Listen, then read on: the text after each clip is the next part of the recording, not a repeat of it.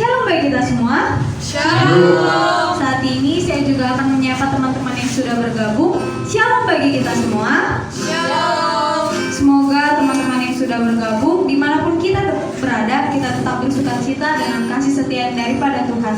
Saat ini kita akan menyatakan sukacita kita. Mari kita bernyanyi dari lagu yang pertama, Di Badai Topan Dunia, Tuhanlah Perlindunganmu.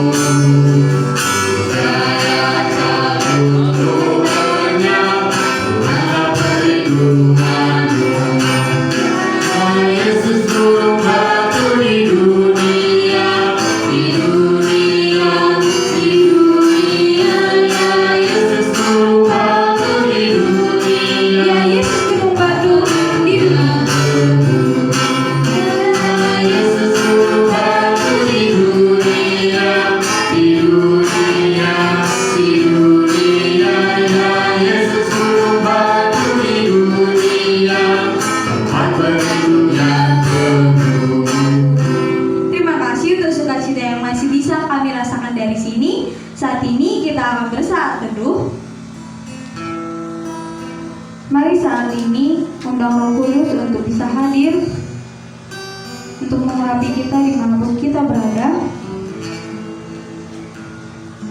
agar kiranya kita tetap fokus untuk mengikuti jam doa pertama.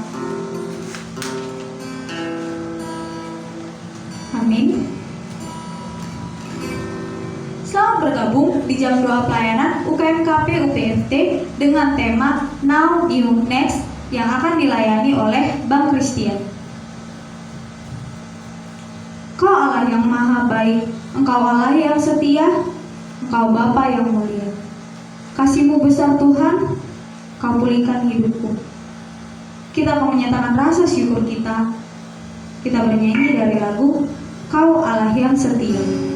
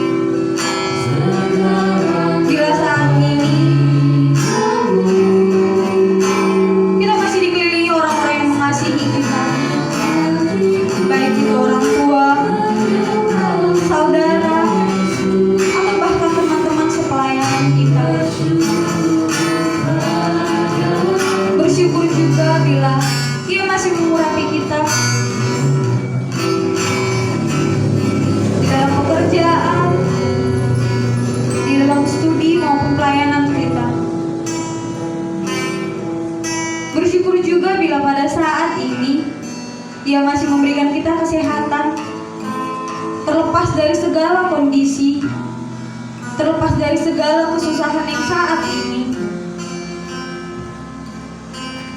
Bersyukurlah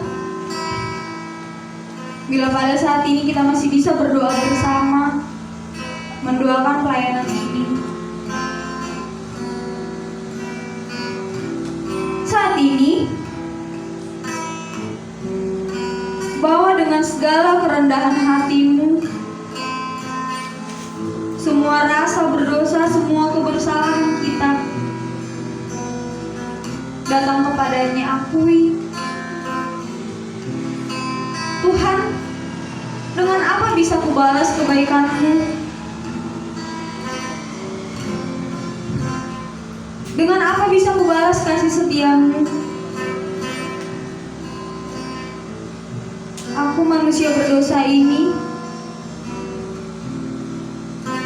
masih sering mendukakan hati-Mu, Tuhan, mendukakan hati orang-orang di sekitarku.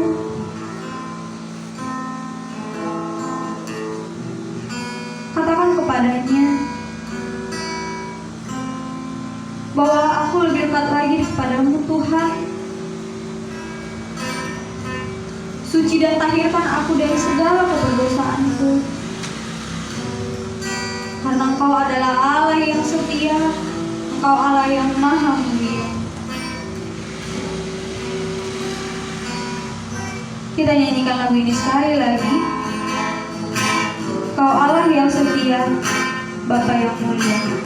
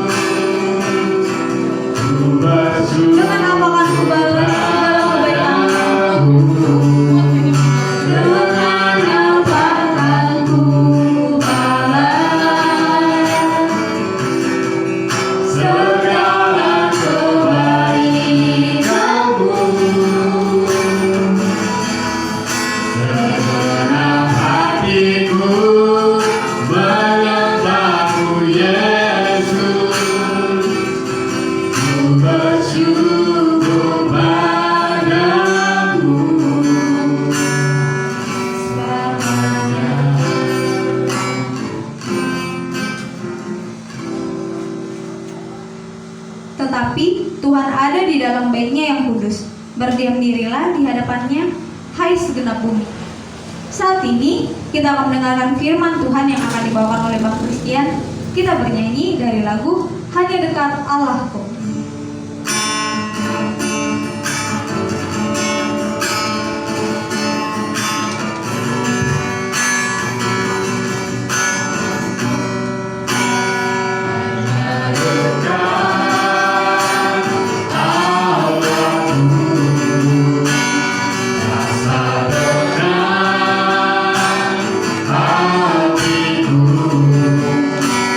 Sertai jalan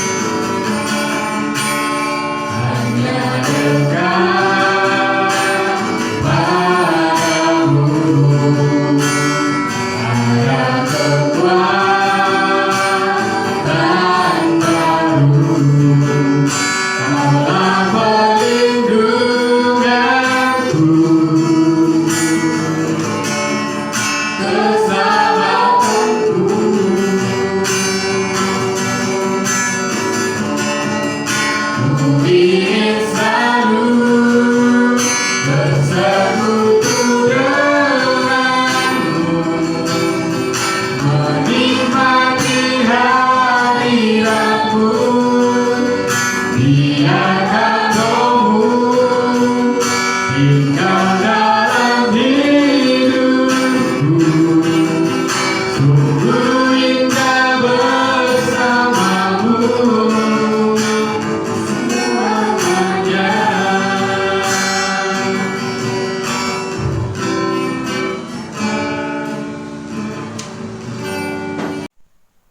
Shalom teman-teman semua, selamat sore. Kita akan merenungkan firman Tuhan. Saya ajak kita untuk bersama-sama berdoa. Tuhan, kami bersyukur untuk kesempatan kami beribadah. Terima kasih, sekalipun kami tidak bisa ketemu tatap muka, tetapi kami bisa menikmati Tuhan di dalam ibadah virtual ini. Kami yakin Engkau memimpin kami dimanapun kami berada, Engkau hadir. Dan kami juga memohon sekali lagi, ketika kami akan merenungkan firman-Mu, kami rindu Tuhan juga memimpin dan menolong kami, mengerti firman-Mu, mengarahkan hidup kami, mengajar kami. Karena itu kami serahkan pemberitaan firman ini, supaya Tuhan yang bersama-sama memimpin kami. Dalam nama Yesus kami berdoa. Amin. Sekali lagi saya sapa teman-teman semua, selamat sore, shalom semuanya. Saya berdoa, saya berharap di awal tahun ini, sekalipun sudah nggak awal tahun ya, sudah sebulan lebih kita melewati 2021, saya berharap kita dalam keadaan baik di tengah kita masih bergumul dengan corona. Teman-teman, sebelum kita memulai periode pelayanan ini, kita hari ini bersama-sama berdoa. Dan di dalam perenungan firman di jam doa pelayanan kali ini, topik atau tema yang dipilih yaitu now, new and next. Topiknya adalah now, new and next. Sebelum saya lanjutkan lebih jauh, teman-teman, saya ingin kita, dalam kesempatan ini, saya mengajak kita mencoba mereview ulang, mengingat ulang hidup kita di tahun 2020, tahun lalu. Nah, kalau teman-teman disuruh menyimpulkan hidupmu di tahun 2020, kira-kira perasaan apa yang dominan kau alami? Perasaan apa yang dominan menggambarkan hidupmu di tahun 2020? Nah, kalau aku kasih 5 pilihan. Yang pertama bahagia, yang kedua sedih, yang ketiga marah, yang keempat takut, dan yang kelima kecewa. Ada 5 pilihan ya. Ingat, yang pertama bahagia, yang kedua sedih, yang ketiga marah, yang keempat takut, yang kelima kecewa. Kira-kira kalau kalian disuruh menggambarkannya tahun 2020, kira-kira perasaan apa yang dominan menggambarkannya? Kalau teman-teman tidak keberatan, saya berharap kalian bersedia mengirimkannya atau mengetikkannya di kolom chat. Kira-kira perasaan apa yang dominan kalian alami? Saya tunggu. Oke, terima kasih bagi yang teman-teman kalau mengetikkannya ya. Saya berharap kita bersedia mengetikkannya. Tapi memang kita sadari tahun 2020 kita diperhadapkan dengan corona. Dan itu adalah pergumulan semua orang di seluruh dunia. Sampai hari ini kita masih bergumul. Tapi selain corona, tentu kita punya pergumulan-pergumulan pribadi yang lain juga. Dan perasaan-perasaan yang 5 tadi, yang kalian sebutkan, yang aku sebutkan itu, bisa juga menjadi perasaan-perasaan yang kita alami. Karena pergumulan pribadi kita. Ada juga mungkin yang campur-campur antara senang, sedih, marah, takut, dan kecewa. Kita mungkin ada masa-masa bahagia, karena mendapat sesuatu atau memperoleh apa yang diharapkan. Atau kita juga bisa sedih karena mungkin kehilangan sesuatu, karena berduka cita karena sesuatu. Atau mungkin dominannya adalah marah. Marah karena apa? Karena kita punya masalah yang gak terselesaikan. Karena kita punya sesuatu yang belum terselesaikan. Atau kita juga bisa jadi takut. Karena apa? Karena kita sulit membayangkan hidup kita ke depan dengan pergumulan-pergumulan keluarga, penyakit mungkin, atau macam-macam. Atau yang kelima, kita kecewa sama Tuhan, kecewa kepada orang lain karena pergumulan-pergumulan atau kita merasa disakiti. Nah, lima perasaan ini bisa kita alami.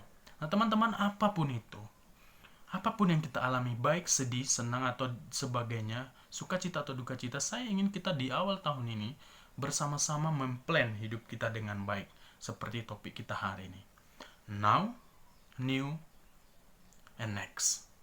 Saya ingin di kesempatan ini kita membuat plan baru untuk menatap hidup ke depan.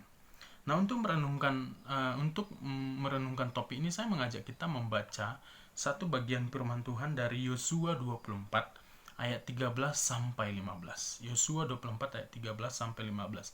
Teman-teman, kalau memungkinkan silahkan buka Alkitabnya. Kita akan bersama-sama mengikutinya. Saya akan bacakan bagi kita. Yosua 24 ayat 13 sampai 15. Demikianlah aku berikan kepadamu negeri yang kamu peroleh tanpa bersusah-susah, dan kota-kota yang tidak kamu dirikan, tetapi kamulah yang diam di dalamnya. Juga kebun-kebun anggur yang tidak kamu tanami, kamulah yang makan hasilnya. Oleh sebab itu takutlah akan Tuhan dan beribadalah kepadanya dengan tulus, ikhlas dan setia. Jauhkanlah Allah yang kepadanya nenek moyangmu telah beribadah di seberang sungai Efrat dan di Mesir, dan beribadalah kepada Tuhan. Tetapi jika kamu anggap tidak baik beribadah kepada Tuhan, pilihlah hari ini kepada siapa kamu akan beribadah. Allah yang kepadanya nenek moyangmu di seberang sungai Efrat, atau Allah orang Amori yang negerinya kamu diami ini. Tetapi aku dan seisi rumahku, kami akan beribadah kepada Tuhan. Demikian firman Tuhan. Teman-teman semua, abang kakak dan rekan-rekan semua, apa yang barusan kita baca ini adalah sebuah pidato, cuplikan, kutipan, sebagian dari pidato dan pesan Yosua kepada bangsa Israel. Pidato ini disampaikan ketika mereka sudah tiba di Kanaan dan mereka sudah menduduki tanah Kanaan itu. Yosua sudah membagi bagian-bagian mereka, tanah-tanah bagian mereka berdasarkan suku. Dan mereka kini punya satu tempat yang baru dan mereka akan memikirkan hidup ke depan. Teman-teman, disinilah Yosua menyampaikan satu pesan yang penting. Kita sama-sama tahu bahwa perjalanan bangsa Israel dari Mesir ke tanah Kanaan itu bukan perjalanan yang mudah. Beratus-ratus tahun mereka harus menghadapi padang gurun, banyak sekali cerita, duka cita, macam-macam mereka alami di sana. Dan apa yang lama sekali dinantikan, yaitu Kanaan, akhirnya mereka bisa duduki. Karena itu, di akhir hidupnya, di akhir pelayanannya, Yosua berpidato dan memberi pesan-pesan penting kepada bangsa itu. Ayat 13, Yosua berkata, demikianlah kuberikan kepadamu negeri yang kamu peroleh, tanpa bersusah-susah, dan kota-kota yang tidak kamu dirikan, tetapi kamulah yang diam di dalamnya. Juga kebun-kebun anggur yang tidak kamu tanami, kamulah yang makan hasilnya. Sebetulnya ini adalah pesan Tuhan kepada Israel, tapi melalui Yosua. Yosua menyampaikan pesan Allah kepada bangsa itu. Pesan Tuhan itu apa? Demikianlah kuberikan. Yosua sedang menegaskan kepada bangsa itu bahwa mereka tiba di tanah Kanaan itu adalah karena Tuhan. Demikianlah kuberikan. Di tengah perjalanan panjang bangsa itu melewati padang gurun, lalu melewati sungai Yordan, lalu kemudian mengalahkan berperang dengan bangsa penghuni tanah Kanaan, dan mereka akhirnya bisa mendudukinya, dan kini mereka sudah punya rumah dan punya bagian masing-masing. Yosua menegaskan, kita memperoleh ini semua karena apa? Karena Tuhanlah yang memberikannya, bukan karena yang lain. Demikianlah kuberikan kepadamu. Kira-kira itu yang sedang disampaikan oleh Yosua. Teman-teman semua, mungkin tidak sama, tetapi ada kemiripan. Ketika Tuhan mempercayakan satu tahun yang baru, atau kalau kita lihat satu periode pelayanan di tahun 2021 ini, itu semua adalah karena Tuhan berkenan memberikannya kepada kita. Bukan karena kemampuan dan kehebatan kita. Bukan karena kita cukup jago untuk melewatinya. Kita harus menyadari itu. Kalau kita lihat pernyataan Yosua ini relevan juga untuk kita renungkan. Bahwa kita tiba di tahun 2021. Bahwa kita bisa melewati hidup kita di tahun 2020 hingga saat ini. Itu adalah karena kebaikan Tuhan. Nah, tanpa mengungkit-ungkit duka cita karena corona, kita sama-sama tahu bahwa ada begitu banyak orang, ada begitu banyak yang tidak bisa tiba di tanah Kanaan oleh karena corona. Kita sama-sama tahu teman-teman, ada ribuan orang yang meninggal, ribuan orang yang menjadi korban corona. Tetapi Tuhan masih mengizinkan kita untuk tiba di tahun 2021, semua adalah karena kebaikan dan kemurahan Tuhan. Nah, karena itu pesan ini penting untuk kita renungkan di awal. Kamu, saya tiba di tanah ini, di tahun ini adalah karena kebaikan Tuhan. Teman-teman, sering sekali di pergantian tahun kita menyanyikan satu pujian yang sering ya. Jadi karena saya orang Batak, HKBP, ada satu lagu yang sebenarnya cukup menggambarkan bagaimana Tuhan memelihara kita setiap pergantian tahun. Ada satu judul lagu ya mungkin kita sama-sama tahu, Nang salpu taun na buruki Homahu puji Tuhaki Hai diramoti hotok tong Tondiku doho dagikon Hai diramoti hotok tong Tondiku doho dagikon. Teman-teman, sebetulnya pujian ini sangat jelas menggambarkan kepada kita betapa kita tiba di tahun yang baru itu adalah karena kebaikan Tuhan. Karena Tuhan mangaramoti, memberkati daging doho tondi kita. Daging atau fisik dan juga jiwa kita Tuhan memberkati. Teman-teman, semua itu adalah karena kebaikan Tuhan. Bukan karena kemampuan kita. Sekali lagi, saya ingin kita sebentar merenungkan. Sudah hampir 2 bulan kita, hampir masih sebulan lebih kita tiba di tahun 2021. Adakah rasa syukur kita kepada Tuhan bertambah?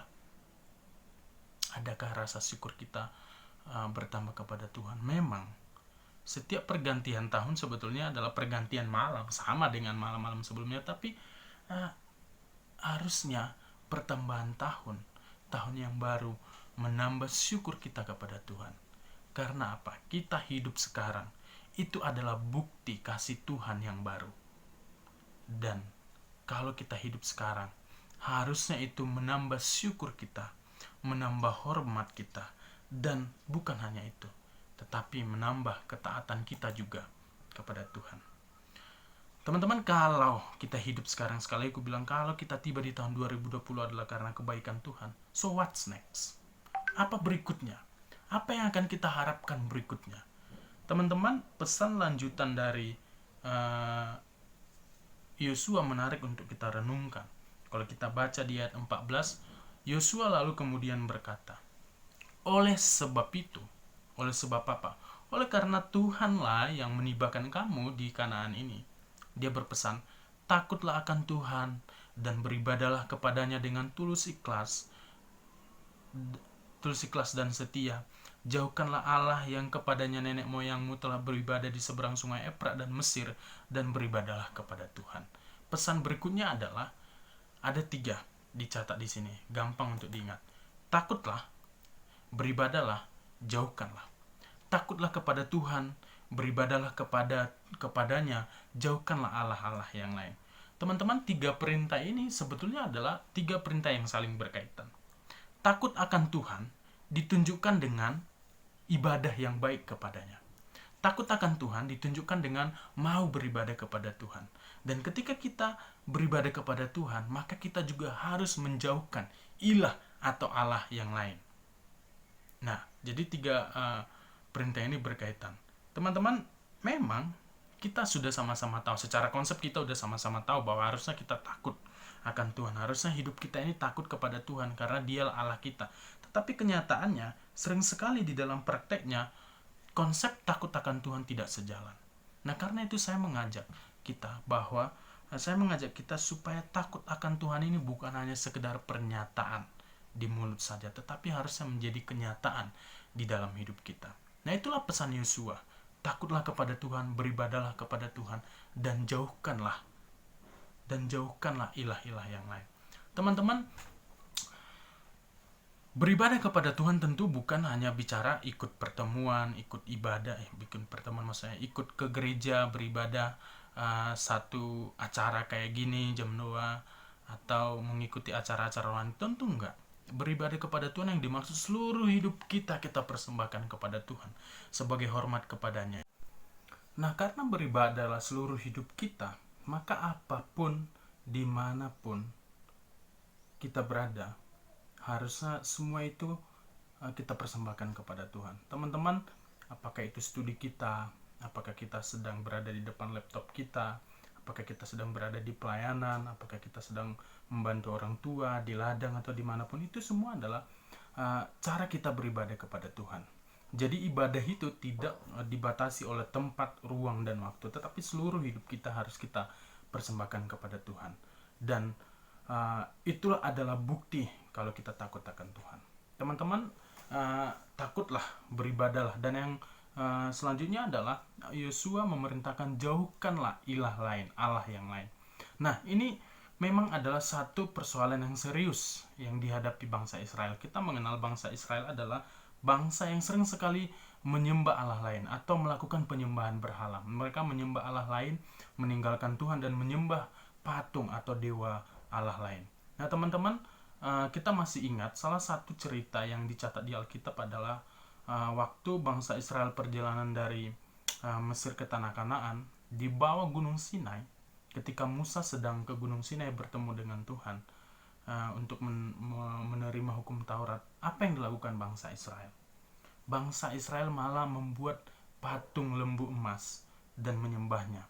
Bayangkan, mereka menyembah patung lembu emas, menyembah berhala, sementara Musa sedang mengambil hukum Taurat untuk diberikan kepada bangsa itu. Dan tabiat ini sering sekali diperhadapkan atau dilakukan oleh bangsa Israel. Dan barangkali juga Yosua tahu bahwa ini juga akan jadi masalah ke depannya. Karena itu Yosua mengingatkan supaya bangsa itu jauhkan Allah lain, jauhkan berhala lain. Teman-teman, sebetulnya persoalan penyembahan berhala, menyembah berhala itu bukan hanya persoalan bangsa Israel. Menyembah berhala juga adalah sering sekali menjadi persoalan umat-umat Kristen, persoalan kita. Kita juga sering sekali tergoda untuk menyembah Allah lain, ilah lain. Saya, kamu, kita semua adalah penyembah-penyembah berhala kadang-kadang. Mungkin kamu bertanya, aku nggak penyembah berhala, aku nggak pernah nyewa patung, aku nggak pernah nyewa opungku atau misalnya gitu ya, aku nggak pernah nyembah dewa lain, aku ke gereja kok, aku ikut pelayanan. Teman-teman, menariknya berhala itu mengikuti tren, jadi dia mengikuti zaman ya. Jadi berhala zaman sekarang itu bukan lagi berhala seperti zaman dulu, zaman Musa, zaman Yosua, zaman Israel. Berhala itu bukan lagi sekedar patung, bukan sekedar sesembahan, tetapi berhala itu mengikuti tren zaman. Nah, karena itu menarik kalau kita melihat atau menelisik pernyataan seorang penulis namanya Rebecca Manley Pippert. Dia penulis satu buku yang terkenal, aku lupa namanya, Rebecca Manley Pippert. Dia bilang begini, berhala itu adalah seseorang atau sesuatu yang menggantikan Tuhan sebagai yang utama. Sekali lagi, berhala itu adalah seseorang atau sesuatu yang menggantikan Tuhan sebagai yang utama. Nah, teman-teman coba lihat, kalau ada seseorang atau ada sesuatu yang menggantikan Tuhan sebagai yang utama di dalam hidup kita, maka itu bisa berpotensi jadi berhala. Itu bisa berpotensi jadi berhala. Jadi apa hal-hal yang mungkin menjadi berhala di dalam hidup kita? Bisa jadi studi. Kalau studi lebih utama daripada Tuhan, maka itu bisa menjadi berhala. Bisa jadi uang. Kalau uang bisa menjadi yang utama daripada Tuhan, itu bisa menjadi berhala. Apalagi gadget. Gadget kita ini, pacar kita, teman kita, semua bisa menjadi berhala. Kalau ada sesuatu atau seseorang yang dia menggeser atau menggantikan Tuhan sebagai yang utama, teman-teman, hati-hati. Itu bisa menjadi berhala. Berhala itu mengikat, berhala itu menawarkan kepuasan, kebahagiaan. Kita merasa nyaman dengannya, tetapi pada akhirnya kita nggak pernah menemukan kepuasan. Contohnya, ada orang merasa bahagia menikmati pornografi di depan laptop, menikmati semuanya, nampaknya senang, tapi kemudian dia menjerat. Atau ada orang yang terikat dengan film drakor berjam-jam. Awalnya ya nggak masalah ya menonton drakor, tapi kalau itu sudah berlebihan, menggantikan Tuhan sebagai yang utama, perhatianmu, waktumu semua ke sana, game sudah membuatmu mengutamakan dia, hati-hati, itu bisa menjadi berhala. Nah, karena itu jauhkanlah itu, kira-kira begitu. Teman-teman, di dalam kesempatan ini saya ingin mengajak, kira-kira apa yang menjadi berhala di dalam hidupmu? Ada nggak sesuatu kebiasaan lama yang kalau kau tidak melakukannya, maka kau merasa hampa hidup, atau itu menggantikan Tuhan sebagai yang utama? Hati-hati kalau studimu bisa menjadi berhala. Karena mengejar karir kau meninggalkan Tuhan, karena uang kau meninggalkan Tuhan, karena pacar atau game sudah menggantikan Tuhan. Berjam-jam kau menghabiskannya, drama Korea, macam-macam semua. Karena itu di dalam kesempatan ini saya juga mengajak kita kenali apa sih yang menjadi berhalamu di tahun 2020 dan masih mungkin mengintip dan menjeratmu tahun 2021. Saya mengajak kita berjuang meninggalkannya. Kalau kemalasan yang menjadi kebiasaan buruk di tahun lalu, kalau pornografi, kalau iri hati, kalau kecanduan game, saya mengajak kita untuk perlahan-lahan mengenalinya lalu meninggalkannya. Takutlah akan Tuhan, beribadalah dan jauhkanlah ilah-ilah yang lain. Bagian yang terakhir, teman-teman, ada satu pernyataan yang menyebutkan hidup adalah pilihan. Memang betul, setiap waktu, setiap hari, setiap kesempatan kita selalu diperhadapkan dengan pilihan. Teman-teman, itu juga yang disampaikan oleh Yosua kepada bangsa itu. Di ayat 15 dicatat di sana, saya bacakan bagi kita. Tetapi jika kamu anggap tidak baik untuk beribadah kepada Tuhan, tadi disebut beribadah kepada Tuhan, tapi Yosua bilang, tapi kalau kau enggak mau beribadah kepada Tuhan, pilihlah hari ini kepada siapa kamu beribadah. Jadi disuruh, jadi terserah, pilih kepada siapa kamu akan beribadah. Allah kepada nenek moyangnya di seberang sungai Efrat, atau Allah yang orang Amori yang negerinya kamu diami ini. Jadi dibilang mau kepada Allah di seberang sungai Efrat atau kepada Allah orang Amori, itu dikasih pilihan. Nah, kalau kita telisik ayat ini, maka Yosua sedang bilang gini, ada 3 pilihan kuberikan kepadamu. Kepada siapa kamu mau beribadah? Yang pertama Allah Israel, yang menjadi Allah nenek moyangmu, yang memanggil Abraham, yang menyertaimu dari Mesir sampai ke Kanaan, itu yang pertama. Atau yang kedua, Allah nenek moyangmu di seberang sungai Efrat. Itu maksudnya Allah Abraham sebelum dia mengenal Tuhan. Jadi sebelumnya Abraham itu adalah penyembah berhala sebelum dia dipanggil Tuhan dan dipanggil oleh Allah. Jadi dia punya Allah nenek moyang.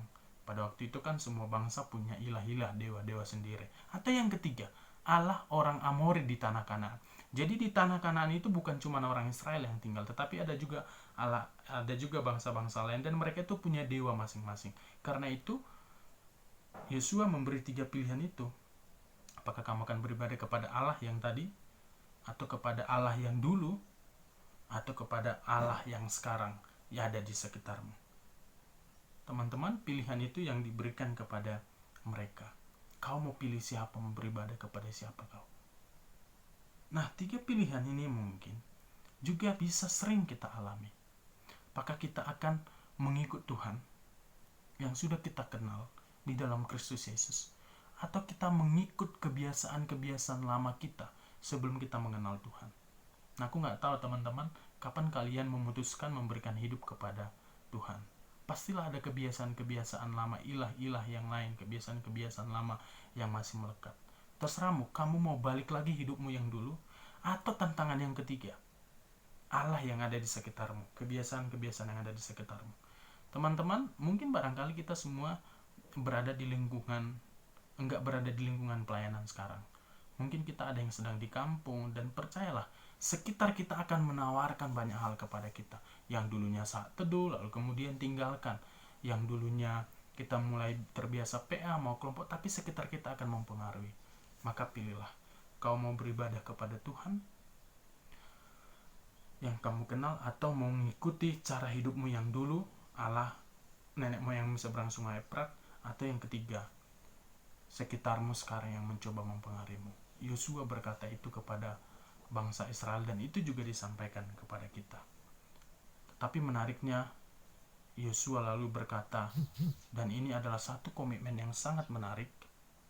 Dia sampaikan, tetapi aku dan seisi rumahku, kami akan beribadah kepada Tuhan. Sekalipun kalian memilih Allah yang lain, tetapi Yosua berkata, aku dan seisi rumahku, kami akan beribadah kepada Tuhan.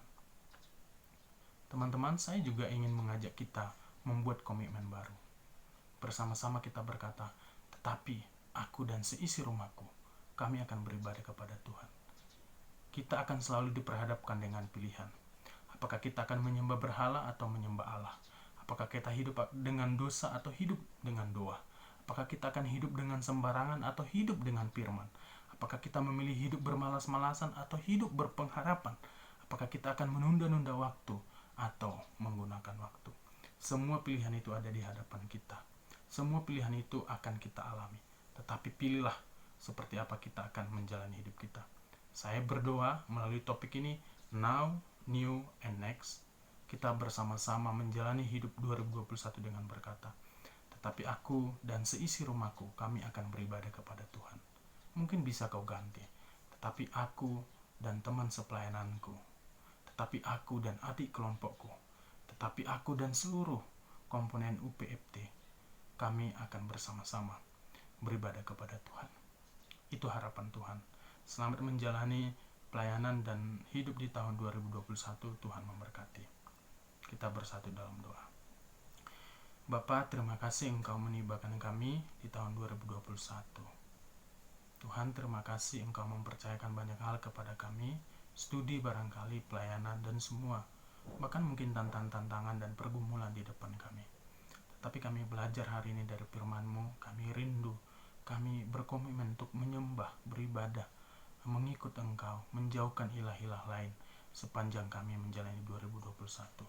Biarlah kekecewaan, kemarahan, kesedihan, ketakutan di tahun 2020 kami ganti dengan pengharapan dan kepercayaan kami dan keinginan kami untuk menyenangkan Tuhan di tahun 2021 ini. Berkati kami semua, berkati kami, tolong kami Tuhan untuk bisa mengikut Tuhan dengan baik, menyerahkan seluruh hidup kami, pelayanan kami kepada Engkau. Terima kasih Tuhan. Dalam nama Yesus kami berdoa. Amin.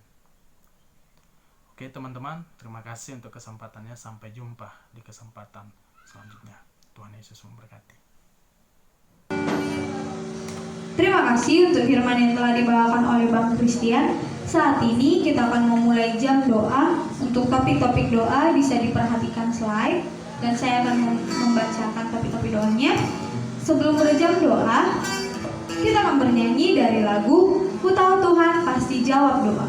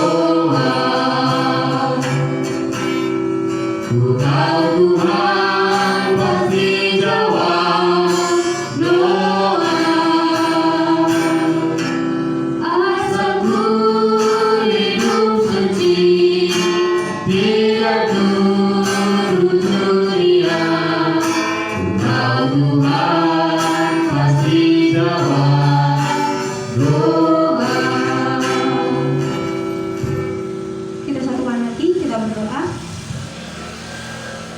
Terima kasih Tuhan, bila saat ini Engkau masih memberikan kesempatan kepada kami untuk melaksanakan jam doa ini Tuhan. Terima kasih juga Bapa untuk hati yang tetap fokus, untuk hati yang tetap mau berdoa kepadamu Tuhan, untuk mendoakan pelayanan ini terlebihnya Bapa. Tuhan, saat ini kami akan membawakan doa-doa kami, kiranya Tuhan Engkau yang menjamah doa-doa kami, agar apapun itu Tuhan menjadi kesukaan, menjadi berkat untuk kemuliaan nama-Mu Bapa. Saat ini untuk seluruh komponen pelayanan, mari berdoa untuk pemimpin kelompok kecil, untuk anggota kelompok kecil, dan untuk pengurus, agar kiranya tetap komitmen dalam memperhatikan setiap kelompok kecil, untuk komitmen dalam menjaga persekutuan. Mari berdoa juga untuk hati dari setiap PKK, agar dapat memimpin kelompok kecil, untuk tetap selalu kelompok kecil walaupun dengan segala keterbatasan. Mari saat ini berdoa untuk calon pemimpin kelompok kecil, agar kiranya dapat berkomitmen untuk memimpin di semester ini. Mari juga berdoa untuk setiap pengurus agar selalu terbeban dalam memotori pelayanan dan juga untuk memperhatikan setiap kelompok kecil yang ada di pelayanan ini.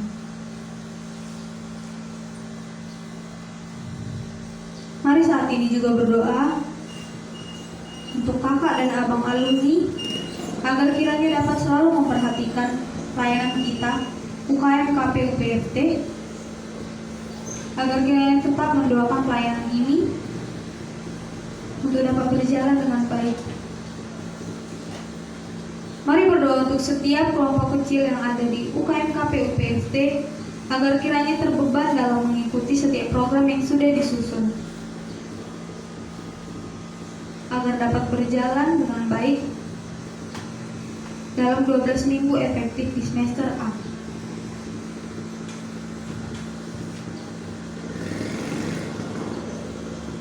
Tuhan, terima kasih untuk kesempatan, untuk waktu yang Engkau berikan kepada kami Bapa, untuk dapat mendoakan pelayanan ini, untuk dapat berdoa kepada setiap komponen pelayanan yang ada di UKM KPU PFT ini, baik itu PKK, AKK, CPKK, pengurus maupun alumni yang masih memperhatikan pelayanan ini. Kiranya Tuhan, Engkau yang menaungi pelayanan ini, Engkau yang mengurapi pelayanan ini agar menjadi wadah bagi setiap anak-anak-Mu yang rindu akan Engkau Bapa. Biarlah kami juga Tuhan dapat menjalani studi baik pelayanan kami dengan baik. Biarlah kiranya Engkau yang mengurapi setiap kami Bapa, karena Engkau tahu Tuhan kami adalah anak-anak-Mu, anak-anak terang-Mu Tuhan Yesus. Terima kasih Bapa. Amin. Saat ini kita akan menyatakan komitmen di hadapan Tuhan. Semoga kita dapat berakar dan bertumbuh dan berbuah di dalam firman. Kita akan berdoa dan lagu Tuhan inginkan setiap anak-anak. Inginkan setiap anak-anaknya Mengenal Dia dan jadi dewasa, membantunya dan melawan dosa, hidup kudus benar di dalam doa. Tuhan inginkan setiap anak-anaknya Berdoa, lakukan firman-Nya, memberi doa muliakan nama-Nya, tetap setia bersih memberikan. Tuhan, ku tahu tak mudah semua itu. Pertolongan-Mu yang ku perlu untuk firman-Mu, agar aku mampu memperberatkan dan bertumbuh dan berbuah dalam firman-Mu. Tuhan, ku tahu tak mudah semua itu. Semula aku bilang, kau akui Yesus Tuhanku. Kasih tahu, oleh Tuhanmu, jangan menakutkan diriku. Untuk doa penutup dibawakan oleh pengurus.